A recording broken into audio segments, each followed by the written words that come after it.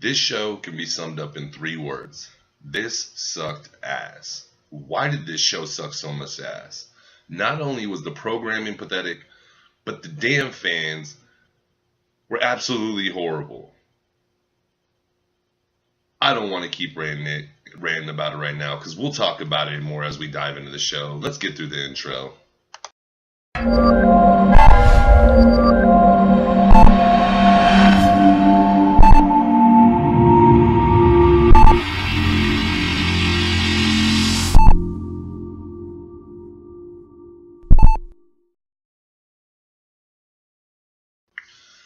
What's up, KLIQPOD family? As always, thank you for joining me for another Smackdown review. It's Tuesday, May 15th, and the WWE was over in London. London crowd, I got one question. Were you guys awake? Was there just too much going on over there for you guys to even comprehend, that there was a show going on in front of you? Man, I don't know. Maybe you were burnt out after last night. I can't blame you. But with that being said, man, what the hell happened? So tonight's show, we kick off with Paige. She comes out automatically. I'm thinking this is going to be horrible as shit. She announces we're going to have a match between Knock and AJ. Winner of that match tonight actually picks their stipulation at... Oh, Jesus Christ. So many... Money in the Bank. Sorry. So the winner picks a stipulation at Money in the Bank. Cool, whatever. The issue I have with this, and man, JD from Medwise 206 said it best, man, when I was on Twitter during the show. He said, man, you're just burning this out, like you're just running this into the ground. Like, I don't know, man. Instantly, as soon as this is announced, the first thing that popped in my head is, why don't you do something cooler? We have so much time until Money in the Bank. If memory serves correct, I think it's not till June 22nd. Maybe wrong, but I'm pretty sure it's June 22nd. That's a long ways away. Which brings me to another point. Why the hell was Backlash so close to the Greatest Rumble? The Greatest Rumble ever is so close to freaking WrestleMania. Who is booking these goddamn pay-per-views? Why were those three not spread out so it didn't feel like we're filling in so much time until Money in the Bank? And I get it. Maybe they need to rest up because I know Money in the Bank, it's like you go super hard. Obviously, man. People get destroyed in these matches. But with that being said, man, it's frustrating. Okay, because now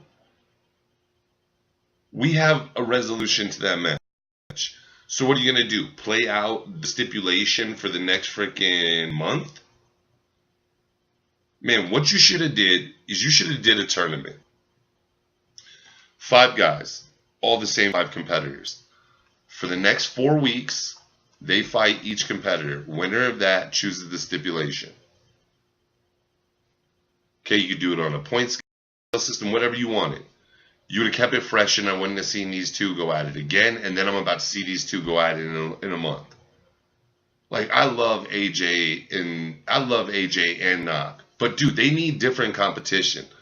I don't just want to see them constantly battle each other. Okay, because you're gonna kill it. You're just gonna kill me wanting to see this. In WWE, are you doing this on purpose? So maybe we don't want to see this at WrestleMania next year, so you can just book it however you want? So already I'm frustrated to start the show, man. At this point, Daniel comes out to the ring, and Renee starts to mention last week's loss.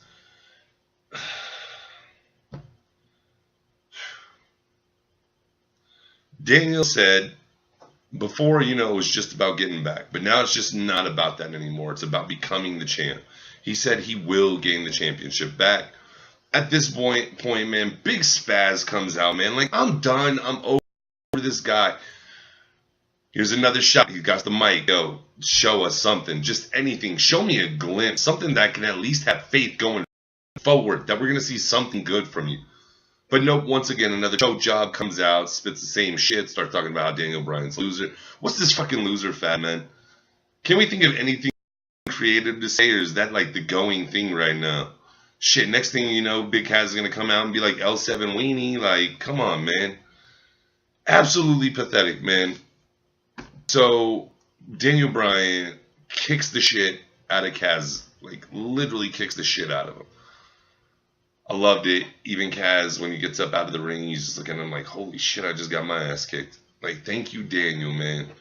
Thank you, man. You didn't want to hear it. I didn't want to hear it. Thank you for being a savior and saving us from Big Spaz, man. I'm freaking just done with this shit. Like, why do you keep trying to push people that shouldn't be pushed? Like, what do you see that we don't see? Like, what is this hidden gem? Now, I'm not saying we always have it perfect. Sometimes there's people that come through and shine out of nowhere. But in this instance, it's not one of those. Okay? So we get through that segment. On we move. Miz comes out for commentary. It's going to be the New Day versus the Bar. Winning team gets in the Money in the Bank tournament. Or Money in the Bank match. Absolutely fine with this. Match itself, nothing really too much, man. Nothing really to write home about. It's typically what you would see from these two. At least what I'd expect. I mean, we haven't got a seriously full dosing, but we have gotten a dosing of these two. And it's what we've seen before. The only difference is the New Day comes out victorious. They qualify for the Money in the Bank tournament. I have no problem with this. I think all three of them work well.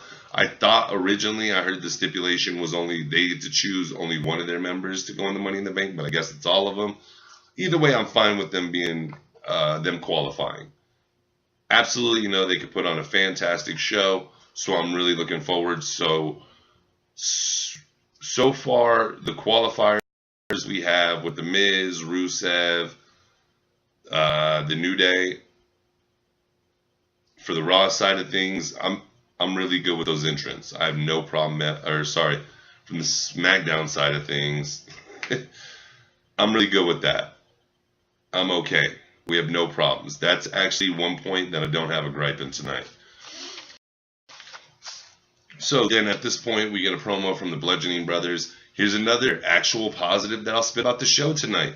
I like the Bludgeoning Brothers promos. I think the setting's perfect for them. That like red background with the foggy, hazy, you know, them coming through the shadows almost. I like that. It just adds to the creepiness. Man, they're actually using them creatively. So I'm enjoying what we're seeing from them.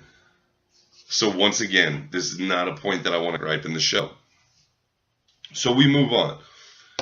Paige is approached by freaking Mandy Rose and Sonya Deville. Paige tells them pretty much that they're going to be in a match. And originally they think it's going to be a handy match for a qualifier. It's not. It's going to be a three-way. So these two women actually have to go against each other. So later we're going to see this match. I don't know. We'll talk about it when we get to it. Some moves. Now, one of the most pissed off moments of my night happens here. You guys know, I've been so excited for Andreas Cien, almost his debut, man. This fool is amazing. The shit he did in NXT was absolutely phenomenal. I had extremely high hopes for this guy on the big card. I think he fits into a top heel role perfectly. He is a heel that can help carry the show for a long time, man. And the performance, man, I mean, not only the work that he does with Selena, and him moving in that ring is just absolutely amazing. Now, for me, the frustrating part first is that he got a squash match tonight. I didn't want to see him against a local. I wanted to see him against somebody semi-decent, man. Instead, we see him against a local. He squashes him. But regardless, that's not really a huge issue about this. My issue is with the fans. Give the man some kind of a reaction, whether negative or positive. He did amazing work in NXT.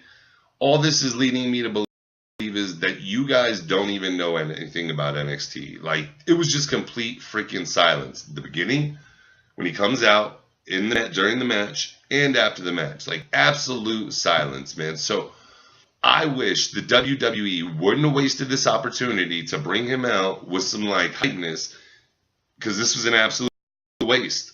Instead of just waiting a week till we get back to the States and then dropping him, we drop him over in London. Absolute waste, man. Fans, you guys let me down more than anybody in this.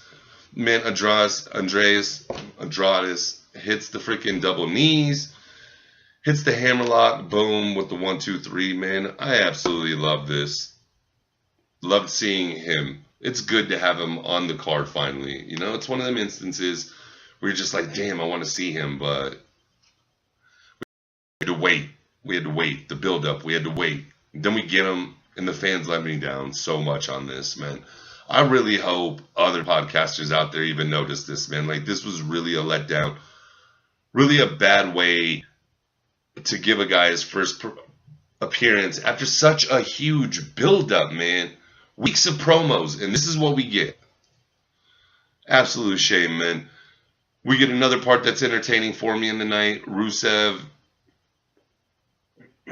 pardon me, Rusev gets his own room, thanks to Aiden, with the assistance of Aiden.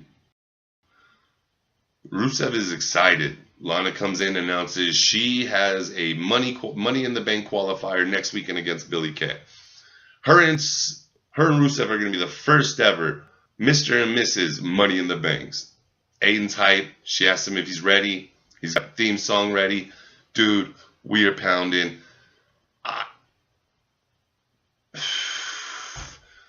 I almost for a second there said I wouldn't mind seeing these two as the power couple, but I would. For one side of it. We love Rusev on this show. It's Rusev Day every day. Man, I think I'm going to do a tribute video to Rusev. That would be freaking awesome, man. You guys out there, let me know what you think. What do you guys think about a tribute video to Rusev? Hey, and while you're going ahead and leaving that comment, go ahead and like and subscribe. Hey, and thank you for anybody that does.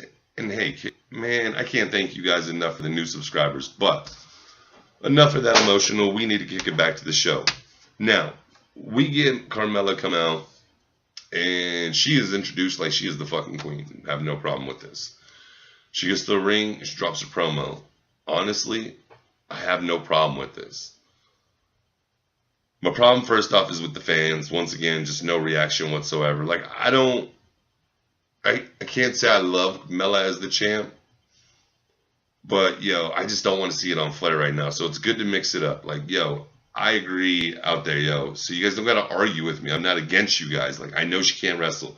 But I do think her promo skills are pretty good. Tonight, what she did with her segment, I enjoyed it. The part I didn't enjoy is when Paige came down. And I know it was a setup so we can introduce the new #1 contender, which is Miss Asuka herself. But I just don't want to see Asuka get screwed. And after WrestleMania, I have no faith in this.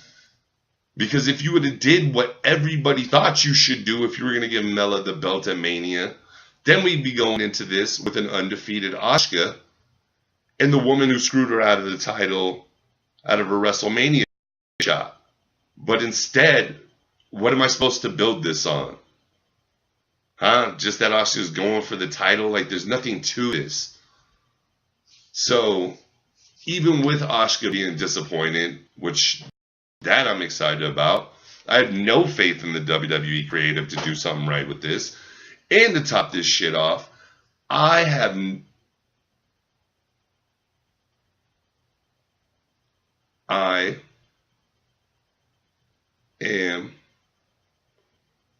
over this. Make Mella wrestle. We can't keep doing these damn celebrations. We already had a celebration for her previously. Now we have this shit now. Then we have fans that don't even react to this shit. So, I don't know if this is WWE's play to get the title off Mella. If it is, I'm fine with it. If it isn't, I don't know, man. I'm trying to get myself intrigued on this, but how can I, man, when they ruined what would intrigue me about this? At this point, man, Renee meets up with Knock. She asks Knock what does he think his chances of winning tonight? Knock responds, what do you mean by chance? or what does chance mean? And she's like explaining definitions of the word. And he's like, no, what I meant is you chose the wrong word. I will beat AJ Styles. And then, he talks about how after he beats AJ, he's going to choose the stipulation. And, he's going to win the title from AJ. Which, previously I would have believed could have happened. But, once again, JD from NY206, man, he's tweeting out tonight. I'm looking at his Twitter line. He has on there that they've ruined the Nakamura push. And I'm thinking about it, and I'm like, damn, you have. I mean, even though the heel turn is nice, you've just ruined it. Like, at this point, I just don't want to see him champion. Like, rebuild him to me. So, I mean, this is just another example of WWE creative blowing it. But I don't know, man. What do you guys think out there? Are you guys enjoying this? I was enjoying this up until tonight. And then tonight, it was just kind of like, it's enough. You could have did something more creative between these two to get to the point. So anyways, we get our three-way for our women's qualifier match, which is between Mandy Rose, Sonya Deville, and Becky Lynch. This one kind of sucked for me off the bat because I was scrolling through my Facebook timeline earlier, maybe Twitter, and I actually caught the glimpse of that Becky qualified on. Somebody took a live picture from over at the event over in London, put it on the feed. So I saw that. So I already knew she won the match. So going into it, I already knew who won. The match itself, I don't know, man. Sonya didn't look bad. There were times when she looked sloppy as shit. There were times she looked halfway decent. With that being said, I just can't handle Mandy in the ring, man. Becky looked good, but it was just Becky taking a beating all night. I mean, what is up with just heels just getting their asses whooped consistently all the time and then just pulling out the end now? Like, we never just see a baby face just go in there, or sorry, baby face I meant to say. But we never just see a baby face go in there and just dominate a match. Instead, it's always the heel kicking the babyface's ass till towards the end. Babyface pulls out some shit, wins. Like, I understand that in certain storylines, but it's not needed for every single fucking one. And it seems like it's in every single damn one, man. I haven't cussed this much on a podcast in forever. That's how damn frustrating this show was tonight. So, as I said, I had already seen the sneak peek for this. Becky Lynch wins. There's only one real point I question about this whole match. Sonya's on top of Mandy's shoulders, holding her like she's going to do the electric chair. Freaking Becky's on the top rope. Becky jumps, and instead of drop kicking high, she drop kicks Mandy. And I was like, that's kind of weird, man, because you let it go lower and then you do the kick. Like, were you just gassed? Did something happen? I don't know. Maybe that's a little nitpick. But at this point in the show, I was fed up. I was done. Becky Lynch wins. She qualifies for the Money in the Bank tournament. Good job to her. I know she'll do spectacular things in the match. So far, the women are turning out to have some really good choices over there. At the same time, we'll dive into that in a personal show maybe later in the week and talk about how quick this card's coming together. Now, the main event, now we hit the main event of the evening. It's Knock versus AJ. Like I said, I'm already frustrated from the start of the show. The match itself was decent. You could tell they weren't throwing too much crazy stuff in it. The only real point that I even think is worth talking about in here, otherwise you can go back and watch it yourself, is there's a segment when AJ's going to go for the phenomenal forearm. Shinsuke moves out of the way. He just happens to be right in front of the ref. AJ, instead of hitting the ref, he pulls up, gets distracted. Then the ref's like bending over or something. AJ clocks Knock with the elbow. Knock proceeds. At first he's hurt.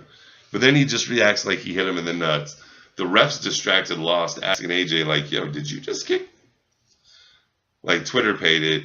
Knock comes up, takes the advantage, hits Kinshasa, another boom.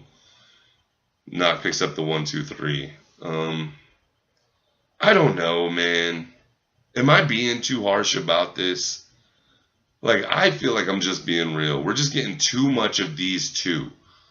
Like, the thing that makes these matches special is, yes, I don't mind seeing them at these two pay-per-view, like at all the big events we've seen. But it's this in-between time. Let me see the story develop by them doing other things. Let's get past the nut shots. Or maybe somebody has an iron, maybe AJ's wearing an iron cup. And Shinsuke goes to hit it and learns he can't do that no more, so he starts taunting AJ another way. You know, just something like that, man. I mean, we just need something to keep this fresher. I know we've seen it a lot lately, but we need something in here to keep it fresher, man. Like, I'm personally just, and I'm wearing it, man, and I'm still just, it's frustrating. It gets old. It gets old. We shouldn't have to deal with this crap. Okay, WWE creative. I mean, the word is freaking creative. Be creative, man. Put these good dudes in an amazing storyline right now. Okay, don't have them facing each other. I swear to God, if I see them face each other one more time before the pay-per-view, we will do a whole damn show just ranting about that. And the shittiest part is, I love these two. And I never want to speak ill or not want to see these two. But when you're force feeding it to me every freaking week, it doesn't keep the specialness to it. Like I was saying, they could have did something creative with this, something real creative, and then the winner could choose the stipulation. Instead, they just choked. I don't know. They could even had a gauntlet on back-to-back show weeks where the first week, Shinsuke being the challenger, he goes first in the gauntlet. How many ever wrestlers he beats before he finally loses one. That's what AJ's got to try to top. Honestly, you could have killed an hour of showtime on there, and then you could have just got the repeated opponents. You could have interchanged the opponents. So, you know, that would have kept it fresh, nice. Plus, seeing it on back-to-back weeks would have been pretty cool. Instead of doing something like that, you just waste the opportunity. You let me see another match with these two, which is just taken away from something I'm going to see here in a month. So, all over, man. Frustrating show. Frustrating show. Looking forward to next week. Got to be honest. Pretty exciting. Season 4 Lucha will be out soon, so that'd be really exciting. But with that being said, man, don't forget to follow us on every platform out there. Facebook, Twitter, Twitch, Podomatic, iTunes, everywhere. Mean Dean's on a little break right now, but he's still keeping up the Twitch, so go over there and check him out, guys. He'll be back over to the KLIQPOD recording side of things, doing videos, things like that soon. As far as the videos, got a few ideas. It's going to be a lot more entertainment, man. It's going to definitely be a lot more involved for you guys. Maybe catch you up on previous shows. Also, don't forget there's some huge announcement coming within the next month that no matter what, I can't stop being excited about. With all that being said, guys, I'm going to go ahead and hop off here. You guys have a terrific tomorrow, and I'll see you Thursday with Pipe Bomb. Till then, kick ass, take names, and peace.